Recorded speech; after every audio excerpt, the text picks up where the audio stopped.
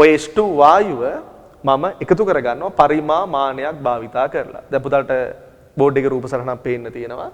පරිමාමානය කියන උපකරණේ මම බෝඩ් එකේ පෙන්නලා තියෙන රූපයත් එක්ක පේන්නේ. මේ රූපයත් එක්ක අවශ්‍ය නම් පුතා ඔය උසට තියෙන ඔය බියුරෙට් ක්ලෑම් කියලා තියෙන්නේ බියුරෙට් රඳවනය තුල රඳවලා තියෙන්නේ පරිමාමානය කියන උපකරණය. ඔය පරිමාමානයට මට අවශ්‍ය නම් බියුරෙට්ටුවක් අනිත් පැත්ත හරවලා සම්බන්ධ කරන්නත් හැකියාව තියෙනවා. හොඳයි.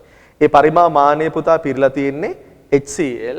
HCl ගැටෙන්නේ පුතාලට දැන් මම තව රූපයක් පෙන්නලා තියෙනවා. තව රූපයක් මේ පැත්තට වෙන තව රූපයක් පෙන්නලා තියෙනවා. බලන්න පුතා.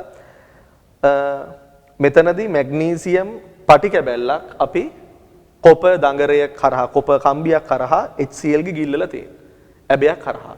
ඒතර ඔය පරිමාමානය නැත්නම් බියුරෙට්ටුවේ ඔය ඇබය ගහනවත් එක්කම අපි ප්‍රතික්‍රියා පටන් ගැනීම සිද්ධ කරනවා. අපි මේ පරිමාමානය හෝ බියුරෙට්ටුව ගිල්ලන්නේ HCl ජලය මිශ්‍රණයකම තමයි ගිල්ලලා තියෙන්නේ. දැන් පුතලට අදහස පැහැදිලි. හොඳයි.